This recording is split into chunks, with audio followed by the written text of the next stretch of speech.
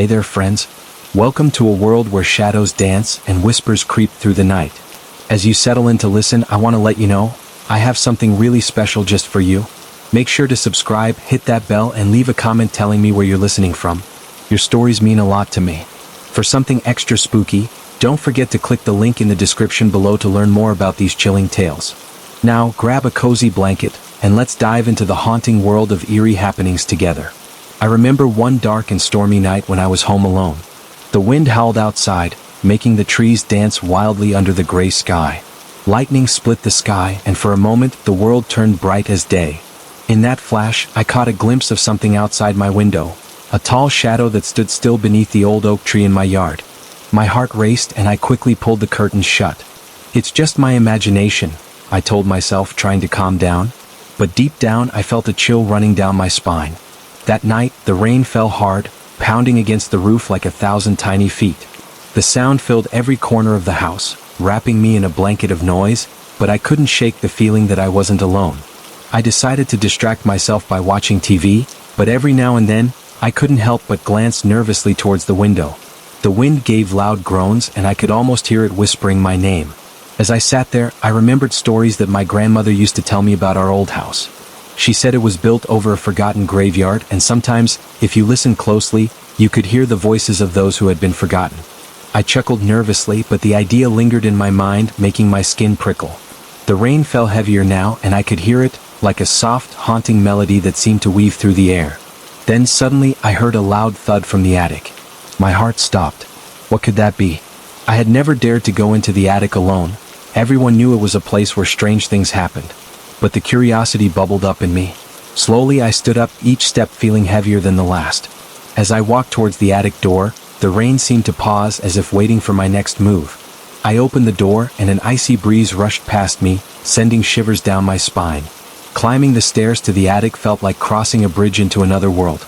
The air was thick and dusty, filled with the scent of forgotten memories. My heart raced, and I felt brave even though I wanted to run back downstairs. In the dim light, I spotted a large, old trunk tucked away in the corner. It looked like it hadn't been opened in years. I walked over, drawn to it as if something was whispering to me. My fingers brushed against the lid, and I hesitated for a moment. What secrets could be hiding inside? I took a deep breath and opened it with a creaking sound that echoed through the attic. Inside, I found a collection of dusty old toys, each one telling a story of its own. There were faded photographs, too, of a family that once lived in this house. Their faces looked happy and bright, but something about their eyes seemed sad and knowing. Just as I was about to take a closer look, I heard a soft giggle behind me. I froze. "Who's there?" I called out, my voice shaky. The giggle grew louder, and I whipped around, but there was no one there. The space felt heavy with an energy that made the hairs on my arms stand up. I searched the shadows, but all I found was darkness and the sound of the rain still tapping against the roof. Then I felt a cold touch on my shoulder, and I nearly jumped out of my skin. I turned back to the trunk, but it was empty now, as if everything inside had vanished. My breath quickened. I had to get out of there. I rushed down the attic stairs, nearly tripping in my hurry. The rain was still pounding outside, but all I could think about was what had just happened. As I reached the bottom of the stairs, the temperature dropped, and I noticed the air inside the house felt different, thicker, almost alive. I hurried to turn on the lights, but they flickered and dimmed as if they too were afraid of the dark. I decided to head back to the living room, but as I passed the hallway, I saw a shadow flit past the corner of my eye. I paused, my heart racing again. "It's just the house settling," I whispered to myself, but I wasn't convinced. I pressed on, hoping to find comfort in the familiarity of the living room. However, as I stepped inside, the wind howled through the cracks of the old house, almost like a mournful wail. Sitting down on the couch, I tried to gather my thoughts. I remembered my grandmother's stories again, and they started to replay in my mind. The way she spoke of the spirits and the lost ones gave me chills, but now I could feel their presence. Maybe she wasn't just telling stories. Maybe she was warning me. Suddenly, the lights flickered again and everything went dark. My heart pounded loudly in my chest, drowning out the sound of the rain. I took a deep breath, trying to remain calm. Just then, I heard a creaking sound above me, and it echoed through the quiet room. My mind raced with possibilities. Was someone up there? What if it was just my imagination? Before I could convince myself to stay, a loud crash surprised me, making me jump. It was coming from the kitchen. I stood up, trembling, and slowly walked toward the noise. Each step felt like it took forever as I reached the door.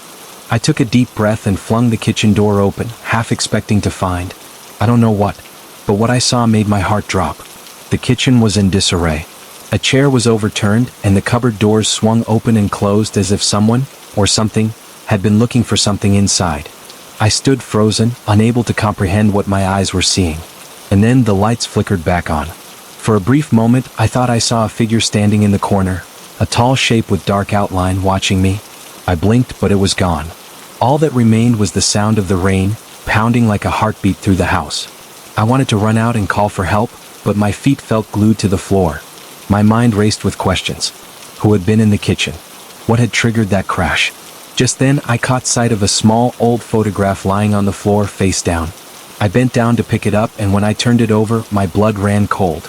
It was a picture of the family from the attic, their smiles eerily bright against the dim light. My breathing quickened as I felt a cold breeze brush past me. I need to get out of here, I thought, and finally, I found the courage to move. I dashed back to the living room and grabbed my phone. I couldn't believe I was about to call for help, but it was time to get out of the house.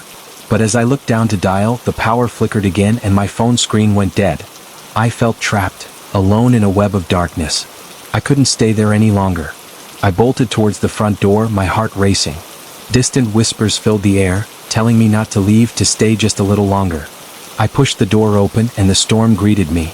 The rain soaked my clothes, but I didn't care. I ran across the yard, glancing back at the house. For a moment, I thought I saw the outlines of faces peering out from the windows, watching my escape. The wind howled louder, almost as if it was angry I had left. I ran to the old oak tree and hid behind it, breathing hard. I felt safe there, surrounded by its sturdy branches. But I could still hear the rain, the whispers, and the distant sounds of laughter echoing from the house. I didn't know what to make of it all. Were those spirits from the stories real? Had they reached out to me that night? I didn't have answers, but I knew one thing. I would never forget that stormy night, the shadow in the window, or those haunting whispers in the rain. Every time it stormed after that, I would remember. I would remember the stories, the spirits, and the curious, chilling mystery that surrounded my home, and the house. It stood there, waiting, holding its secrets as the rain continued to dance on its roof, inviting those brave enough to listen. I stayed behind the old oak tree, my heart racing, trying to catch my breath. The storm was fierce, and the rain soaked my clothes, but the cold water felt comforting against my frayed nerves. The house loomed behind me, its silhouette dark against the lightning flashes that lit up the night sky. My mind buzzed with questions, fear gripping my stomach tightly. Why did I feel so drawn to that old house? Was it the stories, the ghosts, or something deeper? I looked back at the house, its windows dark like empty eyes staring out into the storm. I wanted to leave, to run far away from that place, but a strange pull kept me there, as if invisible strings had attached themselves to my heart. Just then, another crack of thunder broke the silence and I jumped, my eyes wide. In the blink of an eye, I saw someone, standing at one of the windows. It was a figure, pale and thin, its face obscured by shadows. I squinted through the rain, but all I could see was a faint outline. It seemed to be staring right at me. I felt frozen, terror gripping me like a vice. My legs felt heavy and all I wanted to do was scream. But I couldn't make a sound. Instead, I suddenly stumbled backward, wanting to escape the gaze of that ghostly face. The rain poured harder, almost drowning out the sound of my pounding heart. Then, just as quickly, the figure disappeared. I blinked, hoping it was just another trick of the light, another figment conjured by my racing imagination. But deep down, I knew better. I could still feel that chill in the air, the strange energy that seemed to pulse around the house. My instincts screamed at me to leave, yet I found myself stepping back toward the porch, drawn by an unexplainable need to know what was really going on. Rain dripped from my hair as I reached for the door. My fingers trembled as I pushed it open, the old wooden door creaking loudly, echoing through the stillness inside. I stepped into the darkness, the air thick and heavy. My footsteps were muffled by the old carpet, and I squinted, trying to adjust to the dim light. Shadows seemed to move at the edges of my vision, curling around the furniture like dark ribbons. As I ventured inside, I noticed that the living room looked different now. It felt more alive, as if the house itself had awakened. Objects that had once sat still seemed to shift slightly, almost as if they were breathing. I remembered the tales my grandmother told, how this house was a keeper of stories, how it kept the memories of those who once lived there. What if there were more spirits than I had imagined? Suddenly, I heard a whisper, soft and barely audible, flowing through the air like the rain against the roof. I strained to listen, my heart racing again. "Help us," the voice pleaded, sorrowful and haunting. I could feel it deep in my bones, sending tremors through my body. Who was asking for help? Was it the family in the photographs? I stood frozen, unable to comprehend the weight of what I was hearing. The whispers grew stronger, swirling around me like a dark cloud. I was filled with a strange mix of fear and curiosity. I wanted to flee, yet I couldn't bring myself to turn away. The stories had come alive in ways I never thought possible. As I moved deeper into the house, the atmosphere grew murky with dread, shadowy figures flickering just beyond the corners of my sight. I took a step further inside, following the echoes of those faint voices. As I entered the old dining room, I saw the table set as if for a feast, even though the dust had settled on everything. It spoke of lost time, of moments that might have been. In the center of the table was an old clock, its hands frozen at midnight, a stark reminder of time standing still.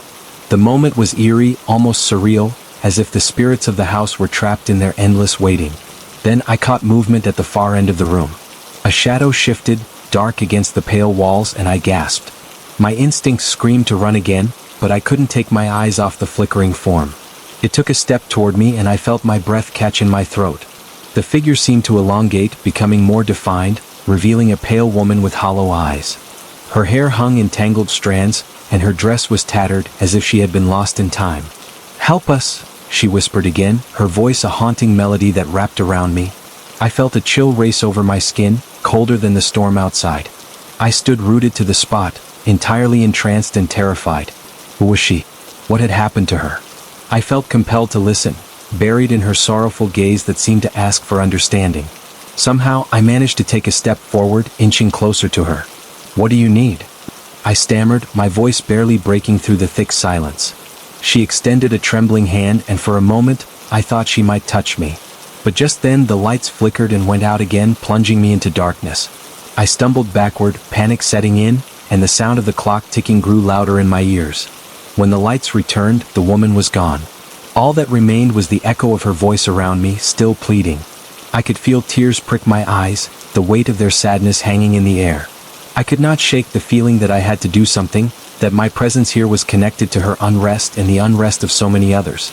Almost instinctually, I turned and ran back to the living room, my heart pounding wildly in my chest. I searched the walls for signs, for clues that could lead me to understand what this family had experienced, where they had gone, and what had kept them bound to this place. Shaking, I grabbed a dusty picture frame off the mantel. It was the same family from the photographs, but now they looked even more sorrowful, their eyes holding years of pain. I set the picture down, and a shiver ran down my spine as I noticed something on the back. A name tapped at my mind, Marie. It seemed to call to me, urging me to dig deeper. Fastening the image in my mind, I slipped back into the hallway, the sound of rain mingling with heavy footsteps resonating from somewhere deep within the house. Following the seismic sounds, I soon entered the narrow corridor that led to the basement door.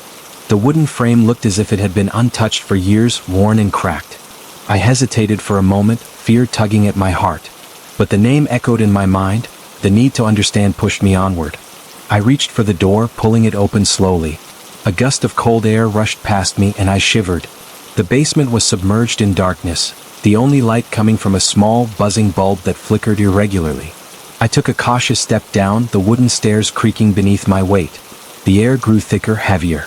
It smelled of damp earth and something faintly sweet, like decay. As I reached the bottom, the buzzing of the light flickered more fiercely, casting long shadows across the walls. I could see faint outlines of furniture covered in white sheets, as if the basement itself had been in mourning for years. Every instinct screamed that I should leave, yet something deeper urged me to stay and discover the truth. Suddenly, a loud crash echoed from behind me and I spun around sharply. The basement door slammed shut with a decisive thud, trapping me in darkness. Panic washed over me as I rushed to the door, but it wouldn't budge. I banged on it, shouting for it to be opened, but the only response was the mocking silence of the basement. Then I heard it, a soft, raspy voice rising from the shadows. "You must listen," it croaked. My heart raced as I turned slowly to face the darkness. I could barely see, but I felt the presence of something. Someone, drawn in by the despair that lingered like a fog. "Who are you?" I asked, my voice shaking. The light flickered again and I caught a glimpse of another figure. this one shorter and more childlike, its small hands reaching toward me. I had been right. The spirits were indeed seeking help. In that moment, I realized they were trapped children, their faces contorted in sorrow, pleading with me to listen to their stories. The girl stepped forward and I could see her more clearly now. She could not have been more than 8, with wide, sorrowful eyes and tangled hair. "Help us find Marie," she whispered. Her voice wavered like the flickering bulb above us, filled with a pain that pressed down on my heart. "We need you to set us free." I nodded slowly, a mix of fear and determination surging through me. "Okay," I said carefully. "I will help you." I knew in that moment that I was in the middle of something profound, something that felt bigger than myself. I felt a connection to them. Their stories were tangling with mine, and I had to uncover the truth to give them peace. With the child's guidance, I moved further into the basement, searching for any sign of Marie. Boxes and old toys littered the floor, remnants of a lost childhood. I felt the pulse of energy around me, guiding me deeper into this space riddled with sadness and echoing voices.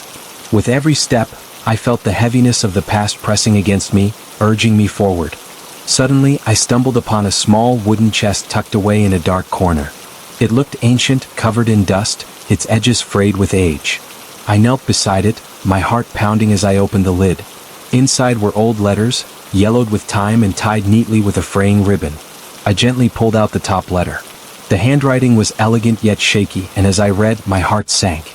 The letters spoke of love, loss, and a desperate search for Marie.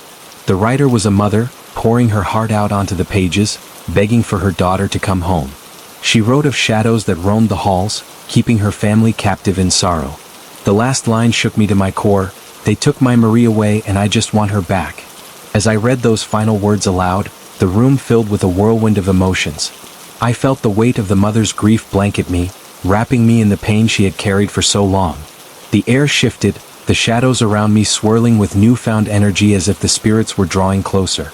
I looked back at the child, the desperation in her eyes urging me to find Marie. "We will find her," I promised, feeling the fire of resolution blooming within me. I knew this was the key to setting them free. My heart ached for the lost souls, and in that moment I would do anything to help them. Before I could decide my next move, I heard a faint sob echo through the basement. The child froze, her eyes wide with fear. "She's here," she whispered. "Marie is close." The whispers returned, louder now, wrapping around me like a fraying thread. I felt a sudden urgency to find her, to understand her story and help her reunite with her family. As the crying grew louder, an overwhelming feeling of dread washed over me. "This way," the girl urged, pointing to another darkened corner of the basement. I followed, my heart racing as the air crackled with anticipation. Whatever lay ahead, I could feel it would change everything. I could sense a growing power in the atmosphere, like a storm brewing just above the ground. I stepped cautiously, approaching an old wardrobe pushed against the wall, its surface covered in dust. The sobbing was now mingling with cries for help, echoing through the darkness. I reached for the door handle, my breath shallow. The moment I pulled it open, a rush of cold air whipped around me, as if a spirit had suddenly escaped its confines. Inside the wardrobe, I found a small, worn-out doll lying on a shelf.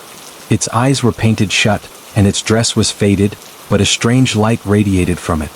"Marie used to play with this," the child said softly. "She loved it so much." As I looked closer at the doll, the crying intensified, growing louder in my ears until it felt like a whirlwind of sorrow surrounding me. I lifted the doll in my hands, feeling warmth pulse through it. Suddenly, a vision flooded my mind. A girl laughing, twirling around in the living room, her hair shimmering in the sunlight, and then stark darkness falling as she screamed. I gasped, suddenly overwhelmed by emotions that were not my own. "Marie," I called out, holding the doll closer. "If you can hear me, we're here to help you." The room shook slightly in response, and the shadows seemed to shift, undulating around me with a life of their own. "Please tell me. Please tell me what happened." I pleaded into the thick air, clutching the doll tighter. With that, the room trembled, and the shadows twisted aggressively, forming angry shapes around me. The whispers turned into shouts, a cacophony of voices overlapping, all crying out in sorrow.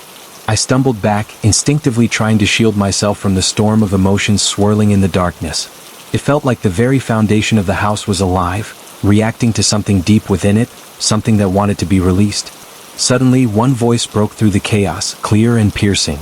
"Help, find me." The voice sounded familiar and filled with desperation, and I knew it belonged to Marie. I felt a surge of determination course through me. If I could tap into this energy, perhaps I could reach her, perhaps I could bring her home and set her free. Taking a deep breath, I forced myself to focus. "Marie, I'm here." I called out again, my voice echoing in the suffocating silence. "We're going to help you." I hoped my words would resonate with her somehow. The energy in the basement shifted once more, swirling around me and filling the space with a strange warmth. In that moment, I could almost see her, a little girl with pigtails, her face alight with hope. "Find the diary," another voice urged, more urgent now. "It holds the truth." My heart raced as I searched the dark corners of my mind. I remembered the old stories my grandmother used to tell, how a diary had the power to unlock memories, to bring the past back to life. It was here somewhere, hiding, waiting to be discovered. I scanned the room, heart pounding, hoping to find something, anything that would lead me to Marie's truth. I looked at the old shelves, cluttered with forgotten things. Dust motes floated like tiny ghosts in the dim light. I pushed aside boxes, feeling something shift in the air as if more eyes were watching me, waiting for something to conjure. Then I saw it, a heavy wooden trunk sitting apart from the rest of the disarray. It was ornate and had carvings that resembled swirling clouds and stars, giving it an almost mystical feel. I felt a strange connection to it, as if it was an anchor holding the stories of those who had lived and suffered within these walls. With trembling hands, I slowly lifted the lid, a thick cloud of dust rising to meet me. Inside, I found stacks of yellowed papers and weathered notebooks. My fingers grazed the delicate pages as I searched, reading over a few words here and there. Nothing seemed to match what I was looking for until I noticed a small leather-bound book tucked neatly in the corner. This had to be it, the diary I desperately sought. I pulled it out and opened it, the smell of aged paper filling my senses. As I flipped through, I began to piece together a story of loss and heartache. The handwriting was familiar, almost comforting, yet laced with sadness. Marie's mother had documented every day of their lives in this place. It told of joyous moments spent laughing and playing, but soon it turned dark, growing more scribbled and frantic. I could feel the weight of her despair with every turn of the page. The last entry struck me hard. "They come at night," it read. "I can hear them whispering my name. Please, Marie, don't play alone. They want you." My heart raced as I absorbed the chilling warnings, realizing that the very shadows that haunted this family still lingered. They were not chains of stone. They were living things, drawn to the innocence of children, waiting patiently to reclaim what was taken from them. Before I could fully embrace the truth of those words, I heard a loud crash behind me. A heavy object fell in the darkness, echoing through the basement like a thunderclap. I turned sharply, my heart racing, the diary clutched tightly in my hands. My gut twisted with the gut-wrenching fear of what could be lurking in that shadowy corner. "Marie," I called, but my voice was shaky. The shadows danced excitedly as they swirled, pulling me deeper into their depths. I felt like a marionette, and they were the ones controlling the strings. I forced myself to take another step forward, fatigue threatening to weigh me down when I suddenly heard a faint giggle, a child's giggle, close by. "Marie," I whispered, my throat going dry.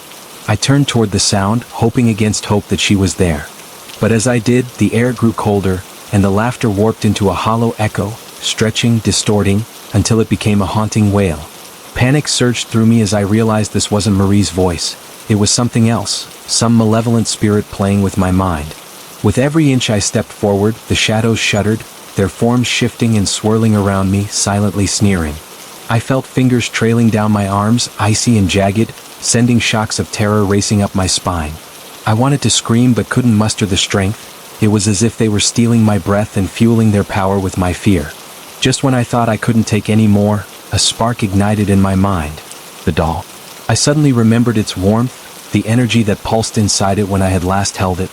I grasped the diary, clenching it with newfound determination. "Marie, if you are here, please give me a sign," I pleaded desperately.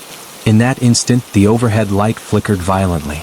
Shadows surged forth, swirling like a tempest, and from the corner of my eye, I caught sight of a small flicker of light, a warm glow emerging from the depths. I turned towards it, my heart swelling with the hope that maybe, just maybe, that flicker was Marie breaking free from this world of darkness. "Marie, I believe in you," I shouted, feeling a rush of certainty wash over me. The shadows recoiled as if my words were a protective shield, forcing them back into the darkness. In the eerie glow, I could see a small hand reaching out, beckoning me closer. It was her. Marie was there, her face lit with a soft golden light that cut through the haze of dread. "Help us," she whispered again, her voice distinctly clear, but now it was embedded with resolve. "Please, we can be free." As she spoke, the walls of the basement began to tremble, and the air grew thick with an energy both frightening and exhilarating.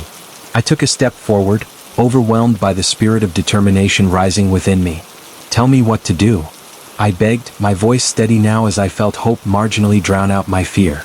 Marie's hand gestured to the shadows creeping along the floor, and suddenly, I knew what was needed. "Love," Marie whispered, her eyes bright with a light I had never seen before. "Love will set us free."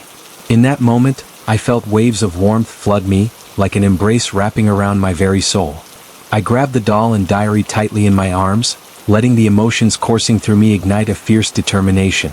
I turned back to the darkness, the shadows inching closer again, hungering for despair.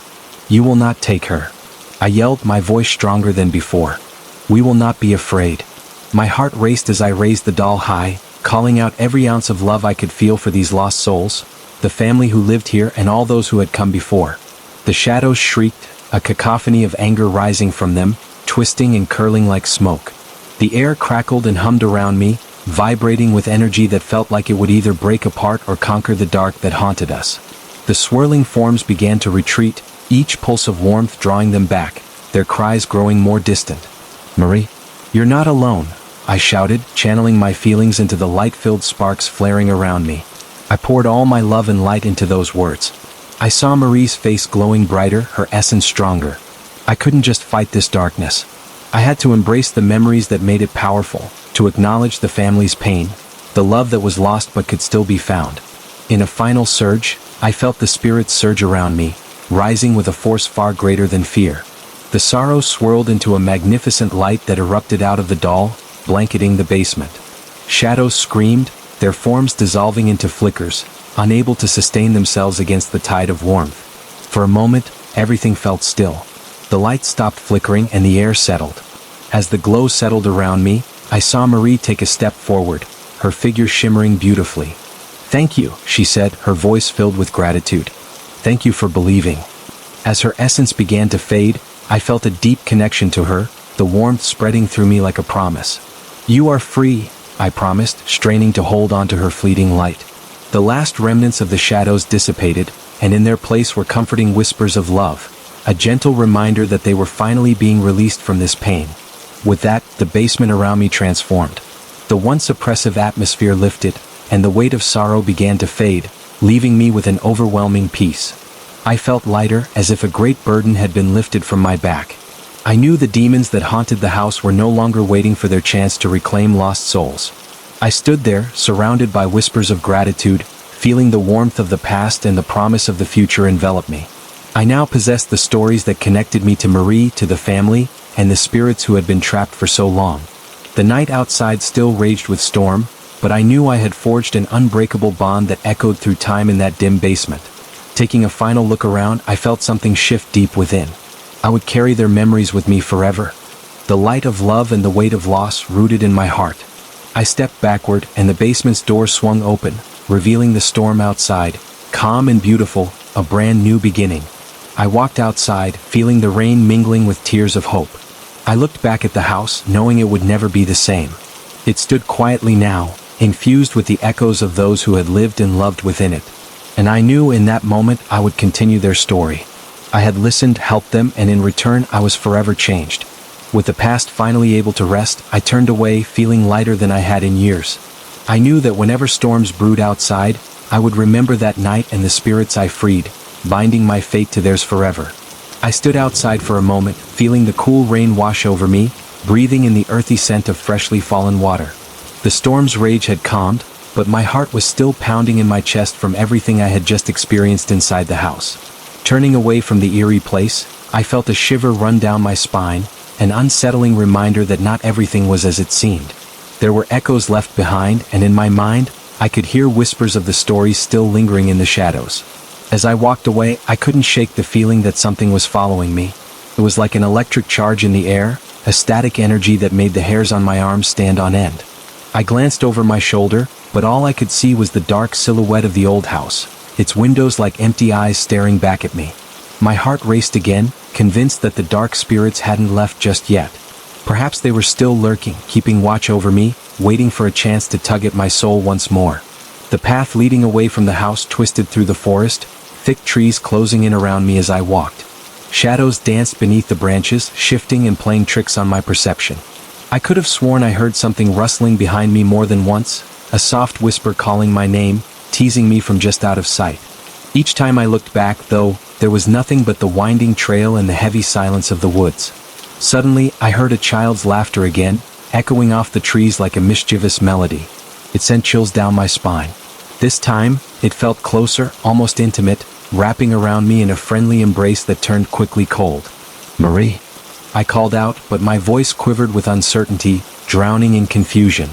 I couldn't believe that this laughter could be innocent after everything I had gone through, yet it swirled in the air like a haunting reminder of the girl I had tried to save. As I pressed on, I felt the forest shift. The trees grew thicker, their branches intertwining as if trying to block my escape. The path became obscured by darkness, and the comfort of the rain began to feel more like a noose tightening around my throat. I stumbled, the ground slippery beneath my feet, but managed to keep my balance. I could feel my pulse quicken, the fear rising again, forcing me to remind myself that I had freed Marie, that love had conquered despair.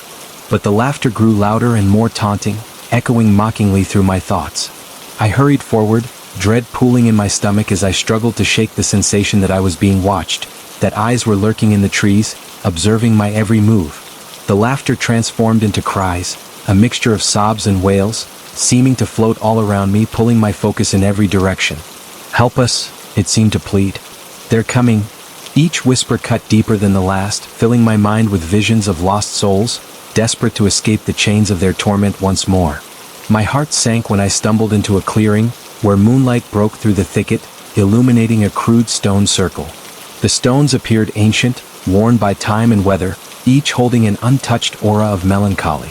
Small trinkets lay scattered within the circle, faded photographs, and broken toys half buried in the dirt. It was a shrine, a remembrance of what had been lost, but the air around it felt charged, thick with sorrow. I hesitated, knowing this must have once been a place where children gathered, a playground turned prison. Kneeling down, I reached for a small, rusted toy soldier that lay among the stones.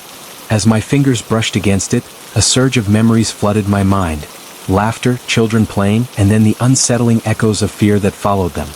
Flashes of faces appeared. Children who had once been happy but were now forever trapped in a game of despair. I felt my breath quicken again, dread creeping up my spine like icy fingers. Suddenly, the temperature dropped sharply, every hair on my body prickling as lamplight flickered weakly above. I slowly stood up, scanning the dark edges of the clearing, my heart racing in my chest. From the shadows emerged shapes, ghostly figures stepping out of the darkness, their forms draped in flowing cloth that seemed to shimmer and fade like mist. A soft glow surrounded them, and I recognized the sadness in their eyes. It was a reflection of the pain I had sensed within the house. One of the spirits stepped closer. A little boy, his eyes wide and pleading, reached out a small hand. "Please help us find home," he said, voice trembling like the flicker of the dying light. My heart sank. Here were even more lost souls needing rescue. "What happened to you?" I asked, step backward, more out of instinct than intent. Their gaze bore into me, and I felt the chill in the air grow more intense, like I was being pulled into an abyss of despair. "They took us," the boy said, his voice small but filled with haunting urgency. "They wanted Marie. We tried to protect her." He gestured to the surrounding forest, the trees seeming to sway attentively, mocking my presence as they closed in around the clearing. "You must listen before it's too late. She is still in danger. We need to find the truth, or we will be trapped here forever." Just as he spoke, I felt it again. The air shifted palpably, the shadows around the clearing twisted, and the laughter turned into anguished screams.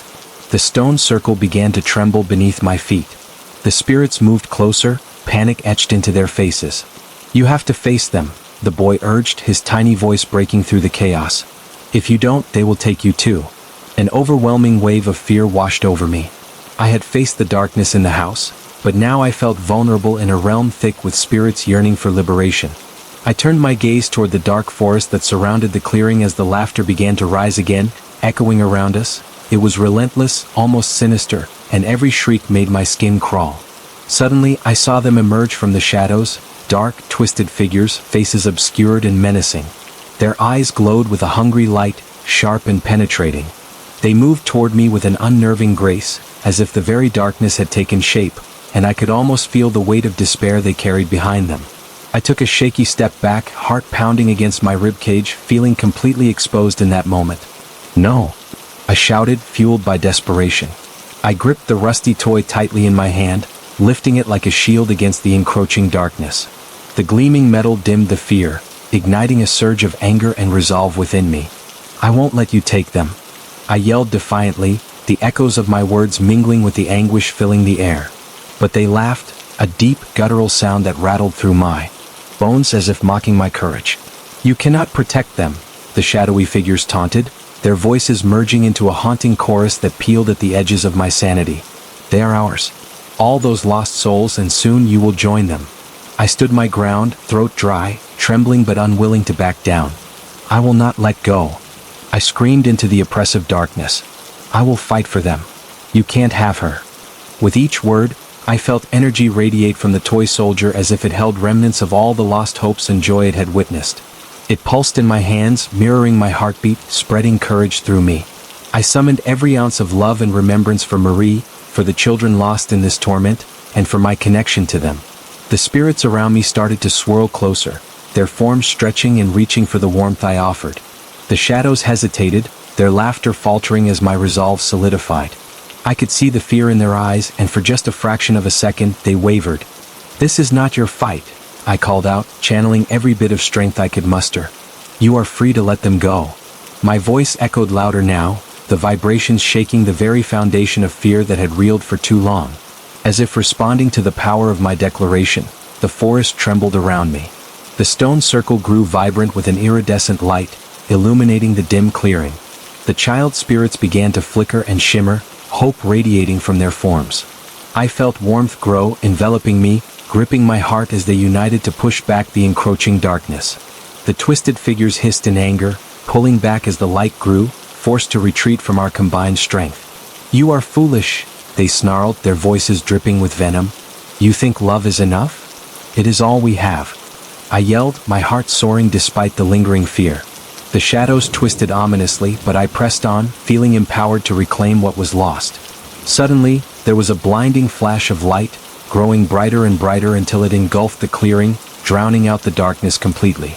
I could barely see, but from within the light came a soft, familiar voice, echoing like chimes in the wind, "Marie."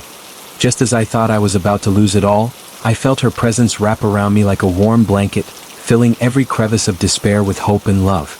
In an instant, the shadows shrieked and unraveled, disappearing into the night. I took a deep breath, feeling the warm light pulse around me, calming my frantic heart. The laughter of children rose once again, now clear and joyful, filling the air as the spirits rejoiced, the circle of light surrounding us pulsing with vibrant energy. Finally, the boy's spirit looked up at me, tears of gratitude shining in his eyes. "Thank you," he whispered as his form began to dissolve, the other spirits joining him. The clearing was filled with bright light, and I realized this was the release they had all been waiting for. "You helped us find our home," he said softly, voice fading along with the light. I stood in awe as the last remnant of the spirits flowed away like mist in the breeze, leaving nothing but tranquil silence in the clearing. I could hardly believe what had just happened. As the initial rush of adrenaline wore off, a wave of exhaustion crashed over me. I felt an overwhelming mix of relief and sadness with the recognition that I had become part of something larger tonight, something that would linger in my heart forever. I could carry their warmth and memories, while still holding on to the hope that Marie had found her peace. With one last glance around the clearing, I took a deep breath. Annoyed the forest felt still alive with silence, but relieved that at least now it felt lighter. The heavy shrouds of darkness had lifted, and even though I knew the shadows could return, tonight had proven to me that love could shine through, even in the most oppressive of circumstances. I turned away from the clearing, stepping back onto the twisting path. The feeling of being watched had lifted, but I found myself glancing back toward the stone circle one last time, quietly thanking the spirits for allowing me to be the bearer of their stories, of their love. As I walked into the slowly lightening sky, I felt determined to share their tales. I wouldn't simply be a bystander. I would carry them with me into the world, letting their voices reverberate in the hearts of others. The sun began to break through the trees, and for the first time in what felt like an eternity, I sensed a new beginning. A promise of hope shining bright through the tangled depths of the woods, because each true story deserves to be remembered. And as I emerged from the depths of despair, I knew I had to be the voice, the beacon, and the spirit that awakens love in the hearts of others, just as I had found the strength to do so myself. As I stepped onto the path leading away from the clearing, I felt a strange heaviness settle in the pit of my stomach. The sun might have been breaking through the trees, but the shadows still loomed large, whispering unsettling secrets in the rustling leaves. A creeping unease traveled with me, an echo of the spirit's despair. I couldn't shake the feeling that something was still lurking just out of sight. With each step, a part of me wanted to run, but I sensed the spirit's story swirling close, urging me to push ahead. I tried to focus on the brightness of day on my skin, hoping it would keep the darkness at bay. But how could I ignore the fact that I had disturbed something far deeper than the surface of the house or the forest? The unease was palpable, clinging to me like a damp blanket. Suddenly, I heard it again, the child's laughter, soft and eerie, weaving through the trees, echoing off the branches. I froze, tips of my fingers tingling as I looked around. The joyous sound felt wrong. The laughter rang shrill, almost mocking. It sent chills racing down my spine.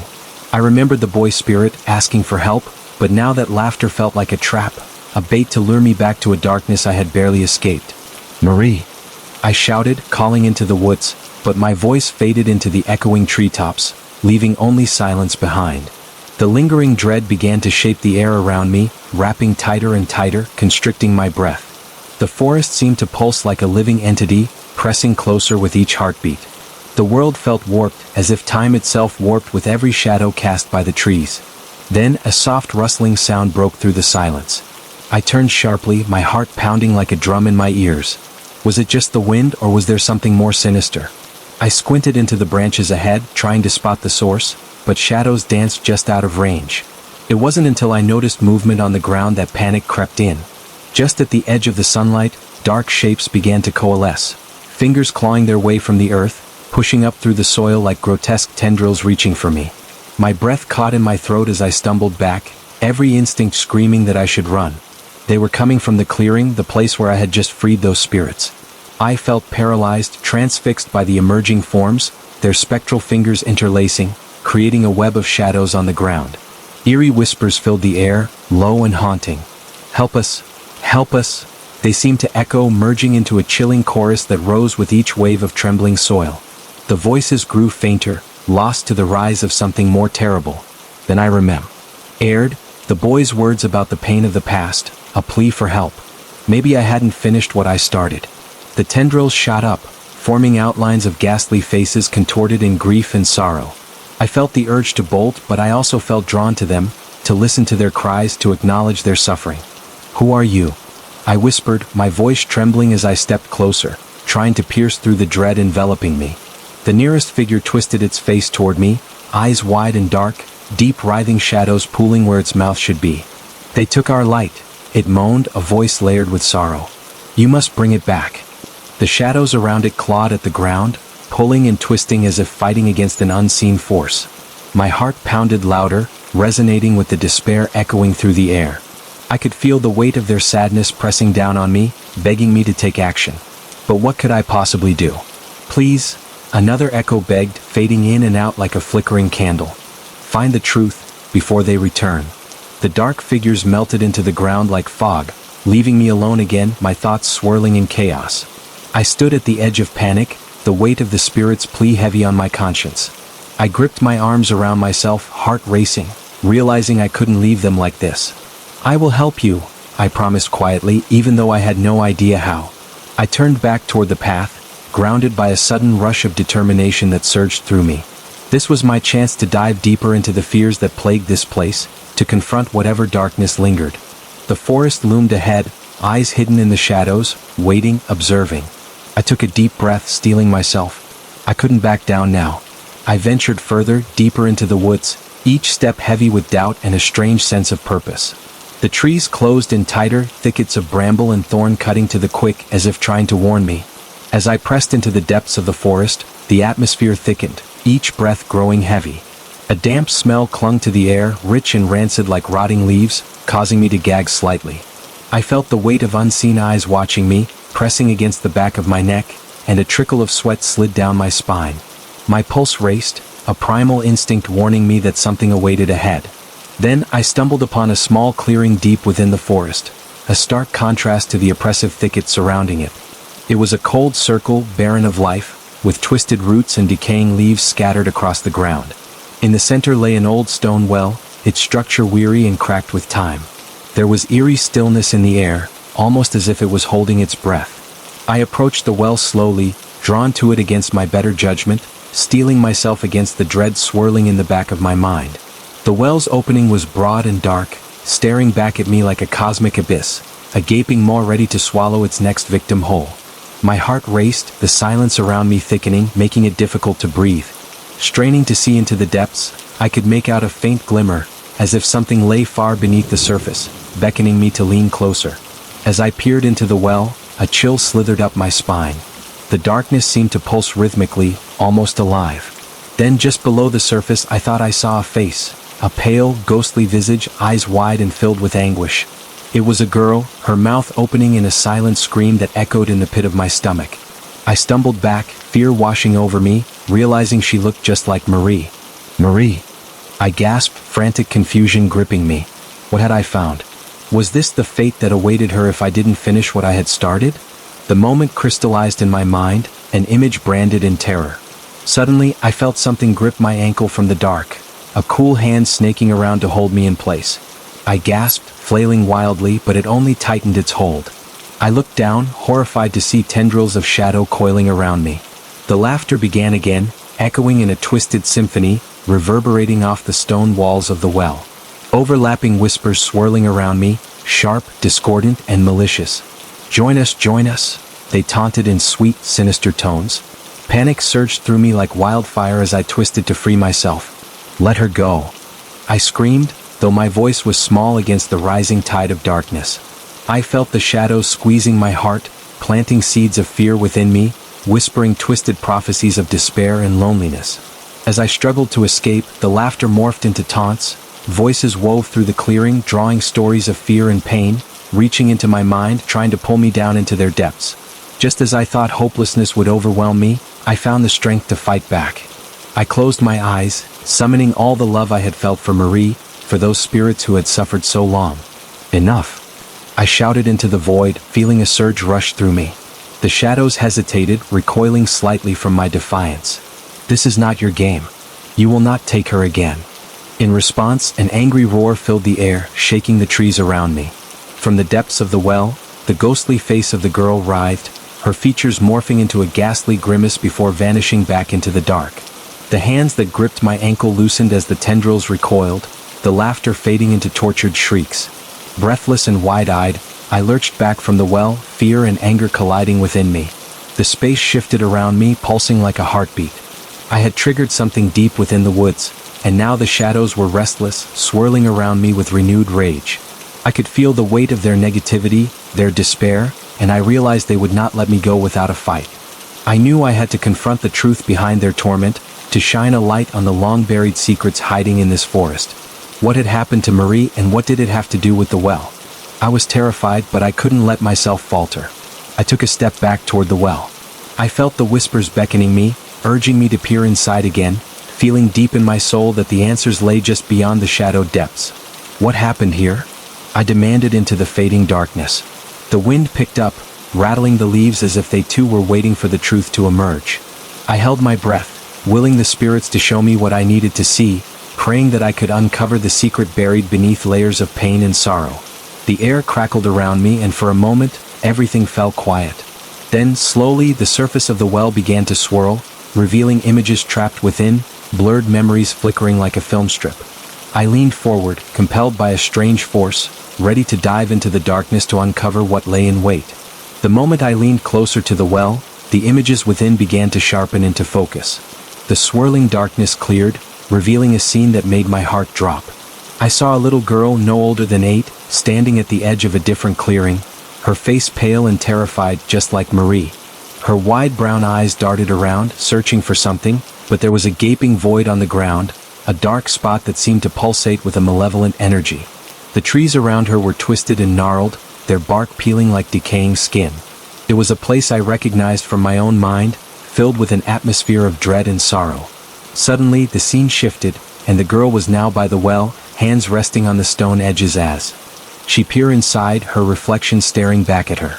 But the reflection began to change, morphing into a sinister version of herself, lips curling into a haunting smile. The girl gasped, stumbling back, but the smile widened as if the darkness was enjoying her fear. "Get away!" I yelled instinctively, feeling my heart race. I had to stop watching, but the well seemed to pull me deeper. Just as I turned to leave, a flash of movement caught my eye. Dark figures emerged behind the girl, cloaked in shadow, their forms indistinct but undeniably terrifying. Then they began to close in on her, moving with a predatory grace, the laughter rising again, this time layered with contempt. "Join us," it echoed, the tone chilling. I desperately wanted to reach out to save her, but I felt paralyzed, my body frozen in fear as I witnessed the unfolding nightmare. The shadows wrapped around the little girl, pulling her closer to the well, and I could hear her whimpers echoing through the clearing. "No. Please," she cried, her voice filled with despair. Then those shadowy hands covered her mouth, silencing her struggle, leaving me feeling completely helpless. The scene shifted again, revealing the well's brim now lined with forgotten trinkets, small toys ignited in the faint glimmer of light. The belongings were burned and twisted, remnants of life once cherished. I recognized the toy soldier I had held earlier, its paint chipped and coated in a layer of dirt, as if it had been there for ages. Feeling a shiver run down my spine, I realized that the items belonged to children in torment, left behind, forgotten by time. The shadows flickered with a hungry intensity, hungry for despair, rough whispers filling the air as I finally gathered the courage to speak. "Who are you?" I shouted into the well, my voice trembling as I struggled to keep my fear in check. "What do you want from me?" Suddenly, the whispers grew louder, twisting wildly, creating a cacophony of anguish that echoed in my ears. "Find us, free us," they begged, voices overlapping, merging in a haunting harmony, each syllable laced with dread. "It is your turn to join." The words flew from the well, echoing across the clearing, making the ground beneath my feet tremble. A horrifying realization struck me. I wasn't just watching. I was being drawn into their nightmare, their struggle becoming mine. I could feel the well breathing, a rhythm that pulsed in time with my heart. The shadows converged from all sides, clawing for me, desperate to drag me into their cries of despair. Feeling the ground tremble, I staggered back, heart pounding against my ribs, each step an uphill battle against the dark forces that crept closer. In a heartbeat, a shadow lunged from the depths, wrapping around my ankle, cold and unyielding. I yanked my foot, but it pulled tighter, dragging me closer to the well, an abyss that seemed to call my name. "Help!" I screamed, clawing at the earth as I fell to my knees. The laughter grew more frantic, filling the clearing with icy disdain. "Join us," they chanted rhythmically, their voices seeping into my mind, crawling beneath my skin like a disease. I fought with everything within me, my heart racing as darkness closed in. "No, I won't be like you." The shadows hesitated, writhing in uncertainty as I seized the moment. I gripped the edge of the well with both hands, pulling myself back, the surface digging into my skin, a painful reminder of the reality I was desperately clinging to. Just then, a flash of light flickered above me, illuminating the clearing, revealing the faces of the lost children. Their sorrow etched deep on their faces, eyes pleading as they reached out to me. I could hear their cries, begging for release, and every ounce of me ached to save them. My resolve solidified. If I wanted to free them, I had to find that light their whispers spoke of. "Listen to me," I shouted, lifting my chin, anger boiling inside me. "I will not let you take me, but I'll help you. I will find the truth and I will set you free." The shadows recoiled, the laughter momentarily fading. I could feel the charge in the air shift, and anticipation hanging heavily. "If you wish to help, take back the light," a voice rasped, growing clearer, piercing through the turmoil. I knew it wasn't a friendly promise, but the desperation in it held a strange pull. There was no guarantee I would survive the attempt, but what choice did I have? Taking a deep breath, I steeled myself, leaning closer towards the well, not out of fear but with a determination that fueled my very core. "Show me what I must do," I cried out. The shadows thrashed violently, swirling around me, forming a tempest of darkness and pain. Suddenly, the air filled with the scent of ash and decay, as visions erupted from the well once more. Each image flicking wildly, memories of moments long lost, of laughter and joy that had turned to despair. I gasped, the faces of those children appearing, fading. I could see them in their final moments, hiding, screaming, desperate, waiting for a savior who never came. The echoes clawed at my mind, causing me to shudder violently. "Help us," they wailed, and the energy built around me, mixing with my own resolve. I closed my eyes, trying to dampen the noise and focus on the voices of the children in pain, channeling their whispers, each sound fueling my resolve. "I will not abandon you. I will find the light." I shouted again, my voice ringing out with clarity. As if in response, the shadows started to shift, swirling frantically, revealing corridors of light buried deep beneath the surface. The ghastly figures of the lost children began to materialize, gesturing toward the glimpses of glowing entities hovering within the darkness, shimmering waves of hope calling to me. "I see you," I gasped, feeling the urge to reach through the veil of darkness, ready to embrace that light. The shadows lashed out, angry and rejecting, but I felt a strange warmth begin to pulsate within me, a connection that drove me to keep fighting.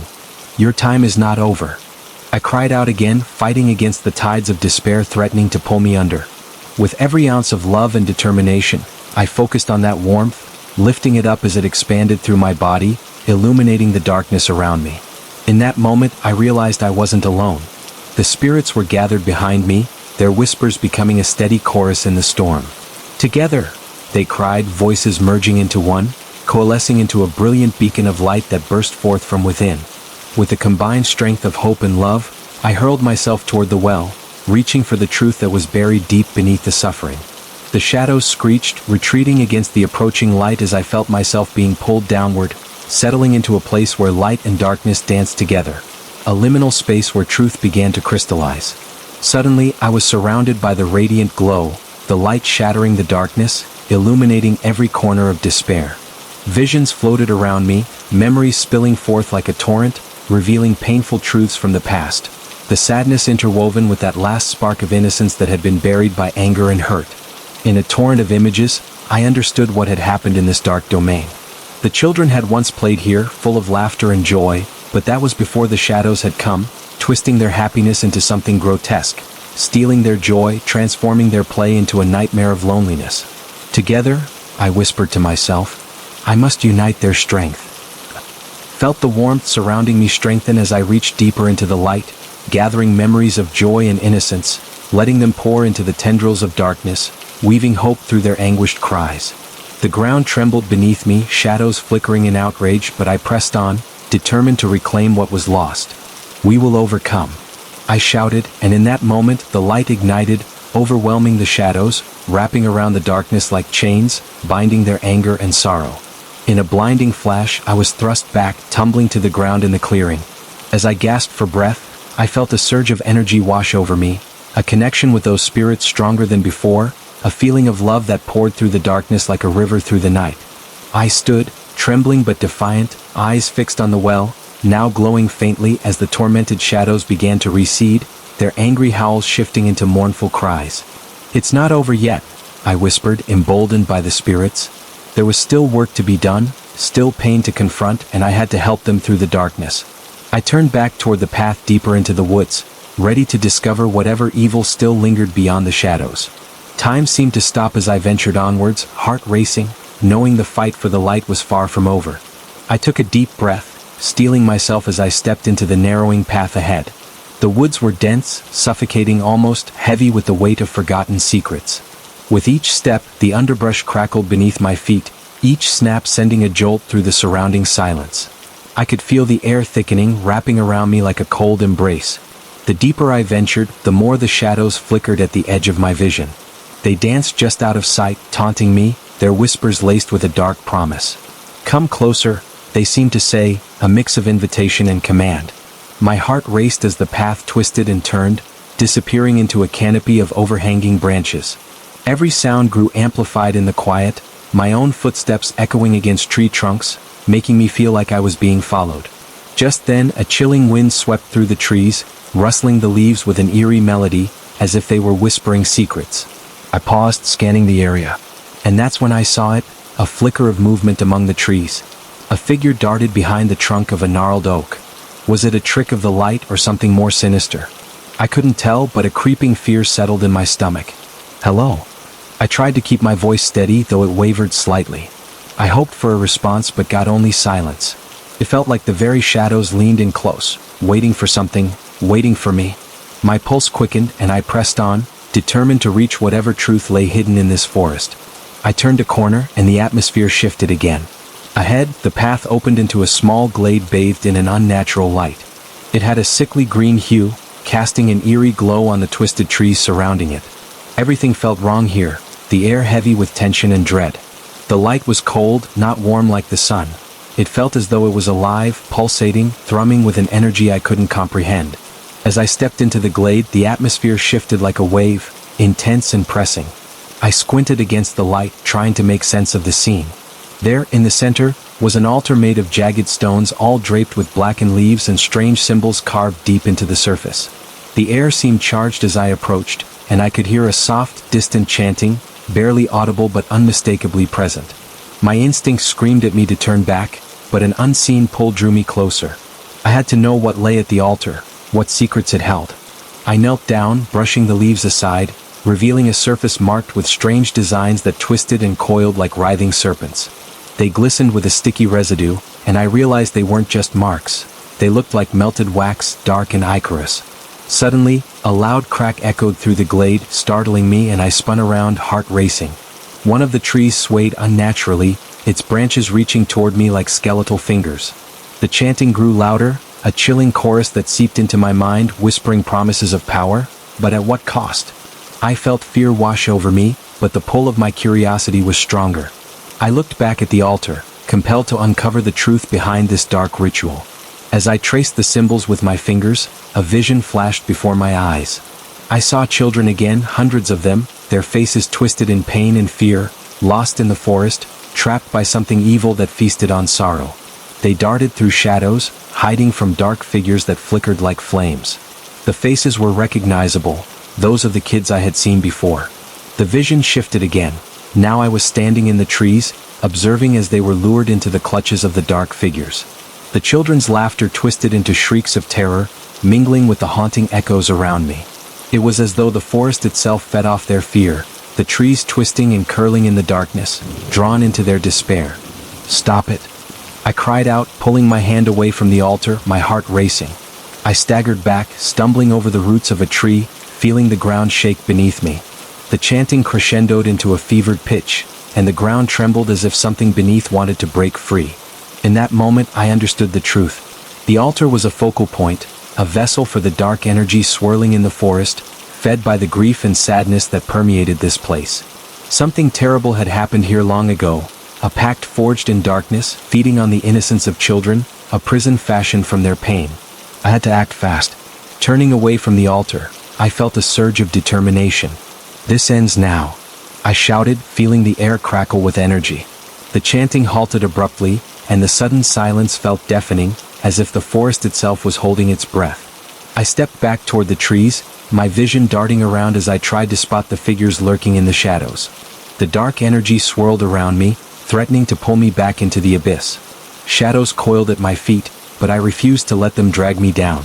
"Your hold on this place is over," I proclaimed, steadying my breath, channeling every ounce of courage I had left. "I will free them." With those words, I reached deep into my heart, remembering the laughter of the children, their joy, their innocence, and let that warmth fill me. Suddenly, the glade erupted in a howling cacophony, shadows screeching as they writhed violently. I could see figures beginning to emerge from the trees, their forms twisted and grotesque, reach long arms towards me, eyes hollow and filled with malice. But as they advanced, I raised my hands, summoning all the light I could gather. "You don't scare me," I yelled, forcing the light from within, feeling it burst forth like a dam breaking. It pushed against the dark figures, illuminating their forms, casting them into stark relief against the dim surroundings. The shadows shrieked, their forms distorting as they were obliterated under the flood of light. I poured everything into it, remembering the faces of those children, wanting to save them from this cruel fate. In a blinding flash, the ground beneath me shattered, opening up like a wound, the shadows clawing at the edges, desperate to cling to their power. "Let them go," I cried, stepping forward despite the chaos.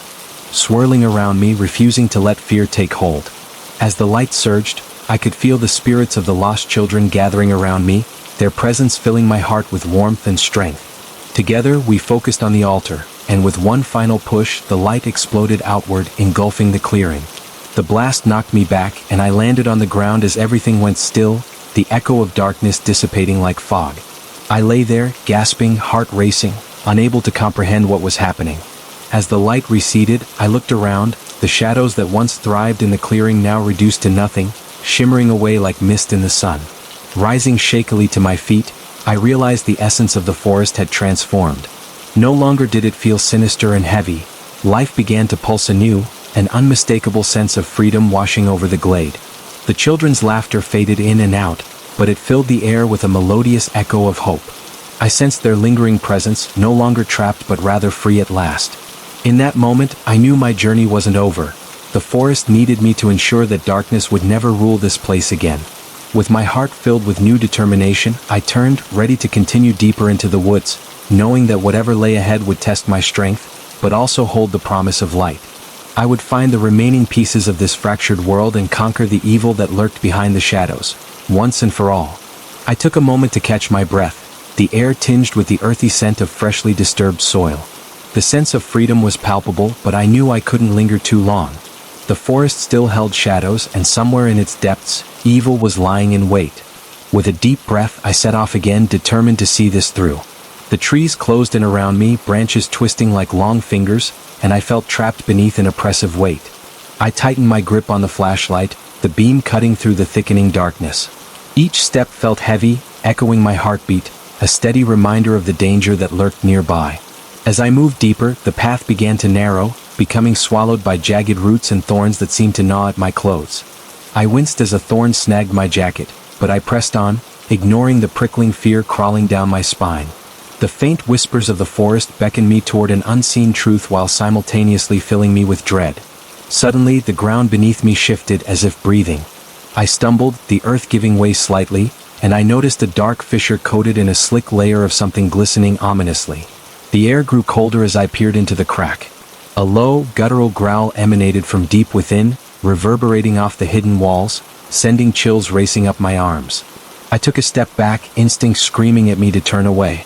Something was down there, something that didn't want to be found. As I regained my composure, I felt the atmosphere around me shift again. A sense of watchfulness settled in the air. I was being observed.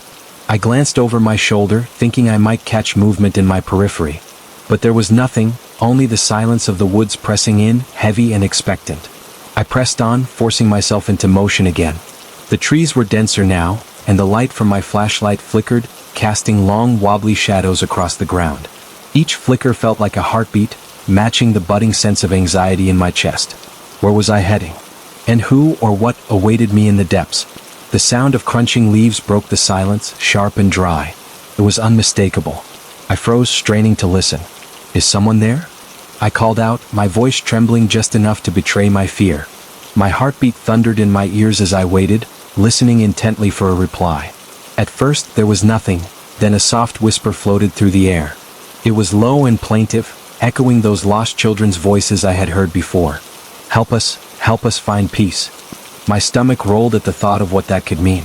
The shadows thickened around me, curling closer, whispering with malicious intent. I shined my flashlight toward the direction of the sound, and the beam caught something moving just off the edges of the trees. A figure emerged, shrouded in darkness, its face obscured. Fear gripped me, but I couldn't turn away. The figure stepped closer, and details began to form. A little girl, pale with hollow eyes, her lips twisted into a faint smile that felt more like a grimace. You must help. We are trapped, she said softly, her voice barely more than a breath. I swallowed hard, inching back but unable to tear my eyes away. What do you mean? I managed to ask, even as my heart raced like a drum in my chest. I thought of the altar, of the evil I had felt, of the anger that lurked beneath the surface. Only through light can we be free, she whispered, her form flickering as though she was being pulled between this world and another. The shadows are hungry. They want your fear. Join us. I felt cold sweat trickle down my back as the shadows behind her thickened, closing in with a suffocating grasp. I couldn't let myself be taken. I couldn't lose myself to the darkness. I will help, I said firmly, even though my legs trembled with uncertainty. But I need to know how. She pointed to a thicket shrouded in even deeper shadow. In the clearing where the trees bow low, it holds the truth. Find the light and we shall be free. As I turned to follow her direction, dread gnawed at my insides. A weight pressed against me as if the very forest itself was reluctant to let me go deeper. The shadows flicked like flames, dancing to an eerie rhythm, and I could feel their eyes on me, waiting for a moment of weakness. I marched into the thicket, branches clawing at my arms and face as I pushed through. An overwhelming sensation of being watched washed over me, creeping under my skin. The whispering grew louder, turning into a chorus of mournful cries, pulling me in every direction. Don't listen. It's a trap. I chanted to myself, forcing my focus on the way forward. But each step felt heavier, as if the ground wanted me to sink into its depths. I stumbled, tripping over roots and uneven ground, struggling to keep my footing amid the cacophony of voices urging me to turn back. Just then, I stumbled into an open space. The trees bowed low, their branches forming a sort of twisted archway overhead. Tension flooded my body as I stood at the entrance, the whispers withdrawing into silence. It felt like crossing into another realm, where the darkness seemed to pulse with life of its own. In the center of the clearing, shattered stones lay scattered around an ancient tree with gnarled roots that twisted like serpent tails. The leaves hung low and thick, casting a dim shade over everything, and as I stepped forward, the air shimmered unevenly, like heat rising on a summer day. Then I noticed something. Glimmering just beyond the tree, a small flickering light danced like a firefly, brightening the space. My heart raced with hope as I approached, drawn in by its warmth. It was small but pulsed with an energy that felt life-giving. But as I reached for it, a howling wind swept through the clearing, knocking me back on my heels. The shadows returned, swirling violently around the clearing, their fierce cries like a banshee's wail as they closed in, forming shapes both grotesque and unsettling. "Stay away from the light," I shouted, desperate to reclaim my courage. The shadows persisted, stretching toward the flickering glow, their whispers hissing through the air like venomous serpents. "Join us," they shrieked, and I could feel their icy breath fanning over my skin, overwhelming me with fear. But just as despair threatened to consume me, I remembered the faces of the lost children. My resolve hardened as I clenched my fists. "You will not take me. You will not take them." Gathering every ounce of strength I had, I turned toward the radiant light, reaching for its warmth with open palms. In that moment, I felt the shadows recoil, shrieking in agony as I stepped closer. The flicker burned brighter, illuminating the clearing with a glow so fierce that the darkness shrank away, revealing the truth hidden beneath the surface. A wave of energy radiated from the light, washing over me, cleansing my fear and smothering the dark whispers. "Let go," I shouted again, feeling the power coursing through me. The light enveloped me, merging with my essence as I sensed the shadows begin to unravel, dissipating like smoke in the wind. With the darkness retreating, I could see the faint silhouettes of the children forming around me, their faces smiling now, eyes filled with gratitude. Together, we pushed back against the unseen forces, the energy building until it burst forth in a wave of brilliance that shattered the last remnants of fear. But as the shadows faded into nothingness, I felt a lingering chill, a reminder that their hunger for fear was far from gone. The air crackled with the remnants of dark energy swirling just beyond the light's reach, reminding me that this fight might not be over yet. I grasped a newfound determination, willing to protect this space and the children I had promised to help. I turned back to the clearing, my heart set on finding the true source of the darkness that haunted this forest. Even though I knew the path ahead would be filled with unimaginable horrors, I felt ready to face whatever lay in wait. I would not let the shadows win. I steeled myself, gripping the light tightly as I realized I needed to delve deeper into the heart of this encroaching darkness. The glowing energy around me dissipated slowly, but I could still feel the warmth coursing through me.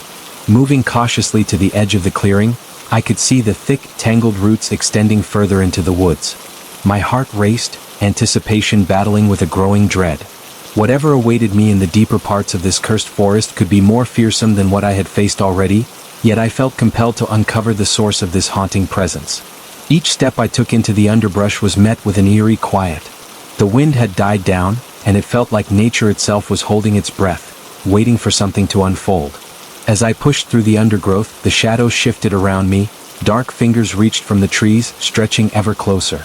My skin prickled as if they wanted to latch onto me, but I knew I had to stay strong. As I advanced, the ground felt uneven, shifting just enough to make me stumble. I looked down and noticed the soil seemed to bubble slightly, like a living thing. It carried a stench that reminded me of decay, and I fought against the urge to turn back. "You can't stop now," I whispered to myself, forcing my legs to move further on this grim journey. Suddenly, the light from my flashlight flickered again, barely cutting through the dense shadows. I heard soft weeping, barely audible, drifting through the branches.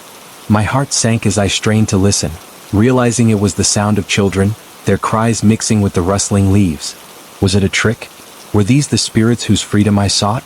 Or were they a product of the darkness, luring me deeper? Pushing past the doubts in my mind, I followed the sound, my pulse racing. The meandering path wound further into the woods until I reached a small clearing, smaller but just as foreboding as the last. In the center, a massive oak tree towered, much larger than the others, its bark twisted and scarred as if it had been through many storms. The roots snaked across the ground, forming a thick web like fingers grasping for something just out of reach.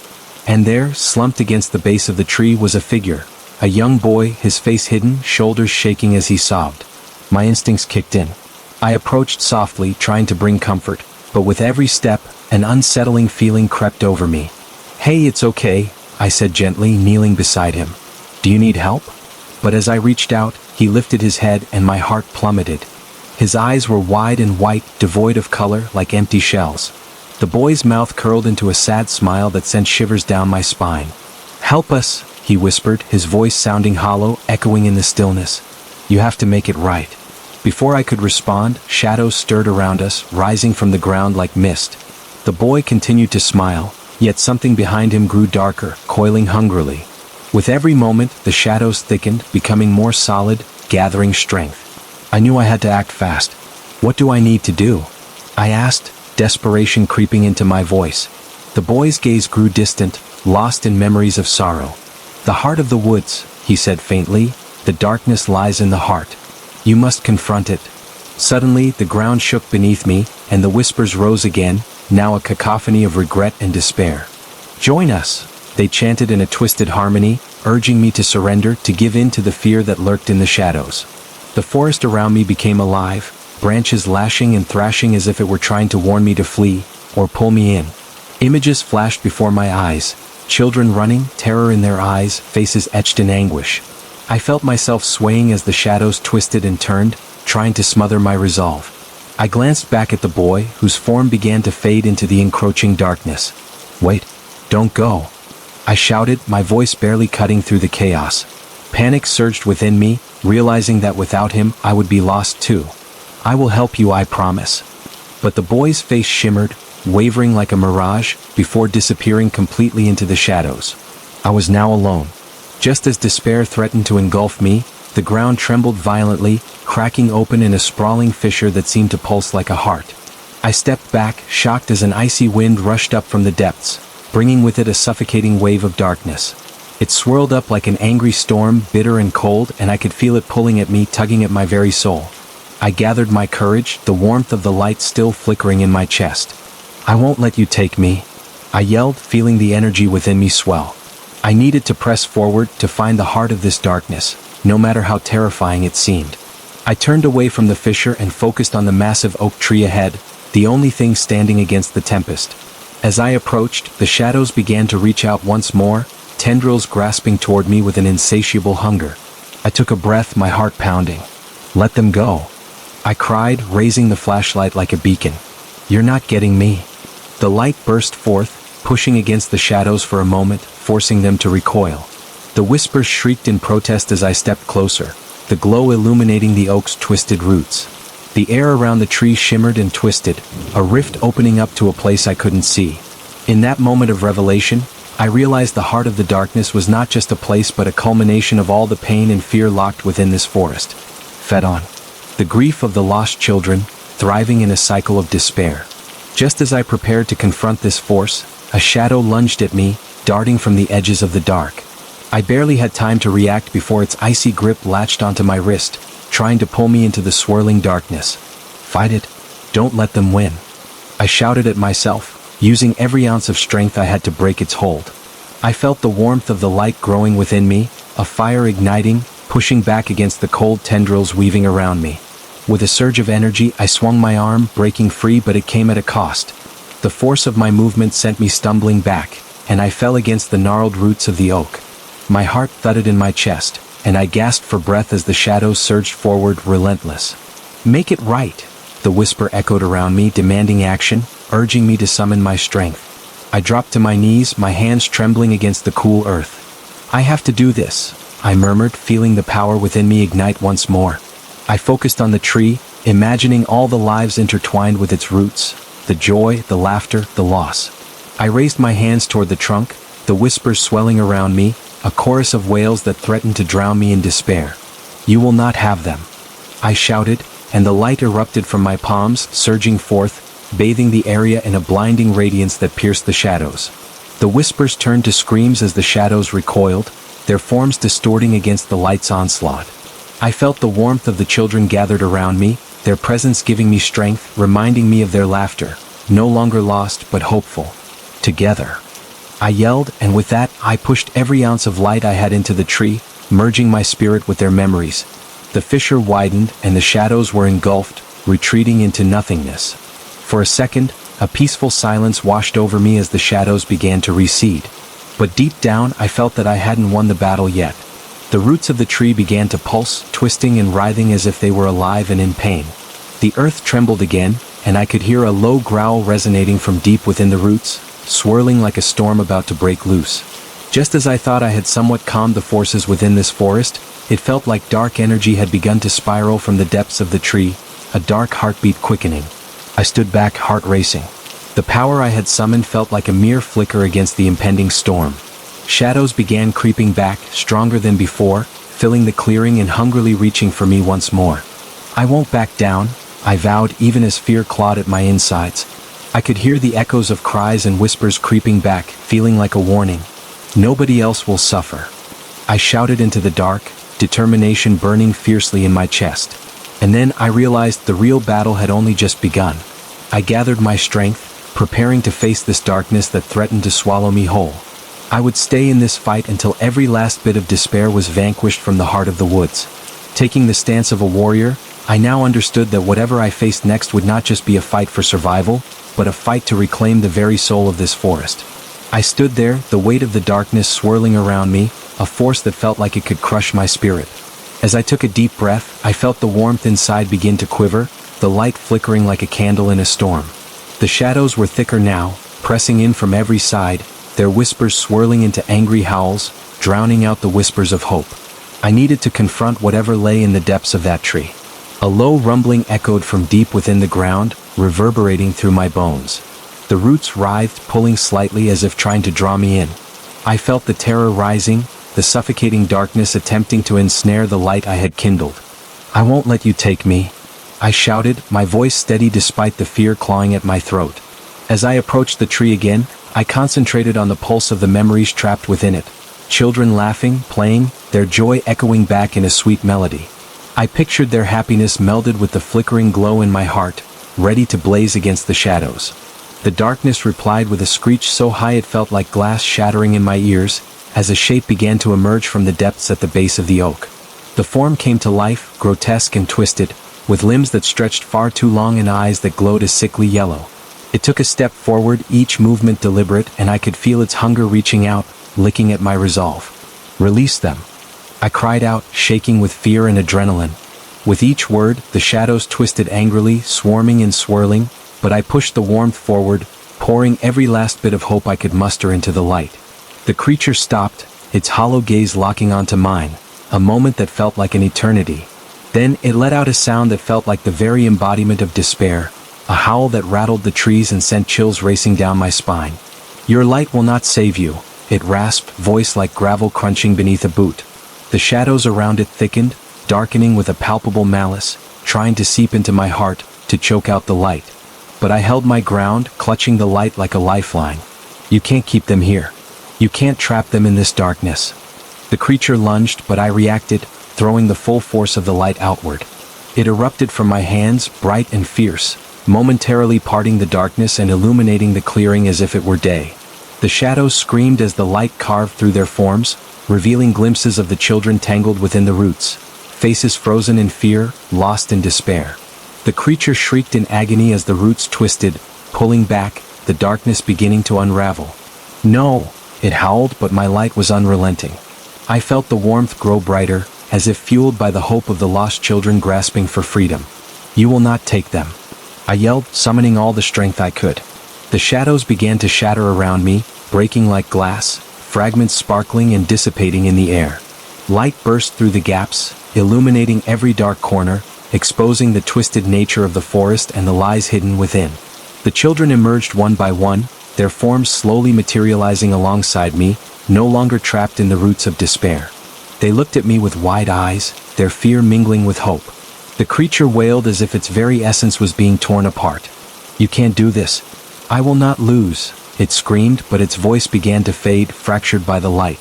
The very air shivered with its agony as I poured everything into that blazing beam of light, illuminating the truth of the forest, freeing the lost souls from their torment.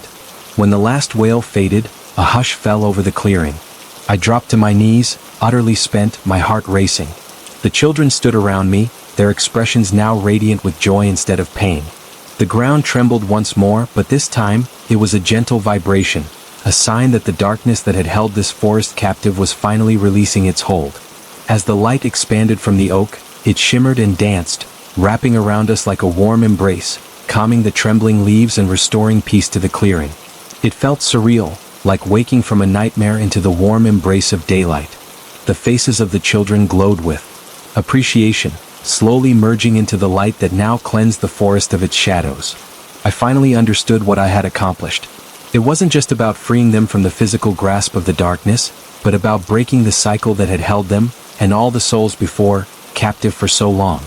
I felt the weight of grief lifting, replaced by a profound connection with the spirits around me.